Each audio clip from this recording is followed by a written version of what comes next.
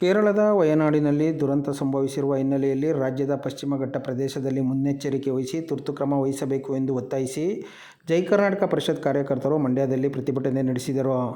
ಮಂಡ್ಯ ನಗರದ ಜಿಲ್ಲಾಧಿಕಾರಿ ಕಚೇರಿ ಎದುರು ಬುಧವಾರ ಮಧ್ಯಾಹ್ನ 12:30 ಸಮಯದಲ್ಲಿ ಪಶ್ಚಿಮ ಘಟ್ಟ ಪ್ರದೇಶ ಉಳಿವಿಗಾಗಿ ಪರಿಸರಕ್ಕಾಗಿ ನಾವು ಪರಿಸರ ಕಾರ್ಯಕರ್ತರ ಸಂಘಟನೆ ನಡೆಸುತ್ತಿರುವ ಹೋರಾಟಕ್ಕೆ ಬೆಂಬಲ ಸೂಚಿಸಿ ಜಿಲ್ಲಾಡಳಿತದ ಮೂಲಕ ಮುಖ್ಯಮಂತ್ರಿಗೆ ಮನವಿ ಪತ್ರ ರವಾನಿಸಿ ಪಶ್ಚಿಮ ಘಟ್ಟ ಪ್ರದೇಶ ಉಳಿವಿಗಾಗಿ ಒತ್ತಾಯಿಸಿದರು.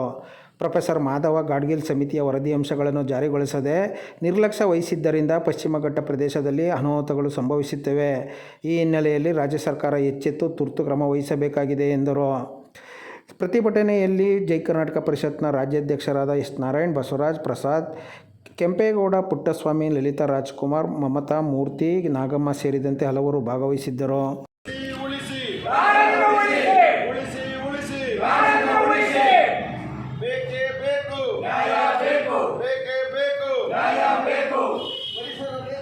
ರಾಜ್ಯದ ಇವತ್ತು ಎಲ್ಲ ಜಿಲ್ಲೆಗಳಲ್ಲಿ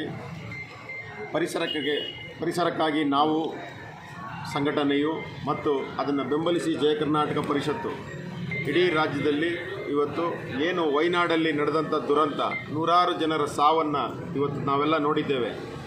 ಈ ರೀತಿ ಆಗತಕ್ಕಂಥ ಗುಡ್ಡಗಾಡುಗಳಲ್ಲಿ ಈಗ ಪಶ್ಚಿಮ ಘಟ್ಟಗಳಲ್ಲಿ ಯಾವುದೇ ಅಭಿವೃದ್ಧಿ ಕಾರ್ಯಗಳಿರ್ಬೋದು, ರೆಸಾರ್ಟ್ಸ್ಗಳಿರ್ಬೋದು, ಹೋಮ್ ಸ್ಟೇಗಳಿರ್ಬೋದು, ಅಥವಾ ರೈಲ್ವೆ ರಸ್ತೆಗಳಿರ್ಬೋದು, ಅಥವಾ ಅಭಿವೃದ್ಧಿ ಬೇರೆ ಯಾವುದೇ ಕಾರ್ಯಗಳಿರ್ಬೋದು, ಯಾವೂ ಕೂಡ ಅಲ್ಲಿ ನಡಿಬಾರ್ದು. ನಡೆದ್ರೆ ಈಗೇನು ನಾವು ದುರಂತಗಳಾಗ್ತಾ ಇದ್ದೀವೋ, ಪ್ರಕೃತಿ ವಿಕೋಪಗೊಂಡ್ರೆ ಅದನ್ನ ತಡಿಲಿಕ್ಕೆ ಯಾರ ಕೈಲೂ ಸಾಧ್ಯ ಇಲ್ಲ ಅಂತ ಹೇಳಿ ಇವತ್ತು ರಾಜ್ಯ ಸರ್ಕಾರಕ್ಕೆ ಜಿಲ್ಲಾಧಿಕಾರಿಗಳ ಮೂಲಕ ಏನಿವತ್ತು ಪರಿಸರಕ್ಕೆ ನಾವು ಸಂಘಟನೆಯು ಕೊಟ್ಟಿರ್ತಕ್ಕಂಥ ಎಲ್ಲ ಸಾಹಿತಿಗಳು, ಲೇಖಕರು, ಪರಿಸರವಾದಿಗಳು ಕೊಟ್ಟಿರ್ತಕ್ಕಂಥ ವರದಿಯನ್ನು ಇವತ್ತು ಜಯ ಕರ್ನಾಟಕ ಪರಿಷತ್ ಬೆಂಬಲಿಸಿ ಇವತ್ತು ನಾವು ಜಿಲ್ಲಾಧಿಕಾರಿಗಳ ಮುಖಾಂತರ ರಾಜ್ಯ ಸರ್ಕಾರಕ್ಕೆ ಕೊಡ್ತಾ ಇದ್ದೀವಿ. ನಮ್ಮ ಉದ್ದೇಶ ಇಷ್ಟೇ, ಏನು ಗುಡ್ಡಗಾಡುಗಳಿದೆ, ಇವತ್ತು ಪಶ್ಚಿಮ ಘಟ್ಟಗಳಿದೆ, ಇವತ್ತು ನಮಗೆ ಮಳೆ ಬರಬೇಕಾದ್ರೆ ಅದೇ ನಮಗೆ ಒಂದು ಹಾಟ್ ಸ್ಪಾಟು.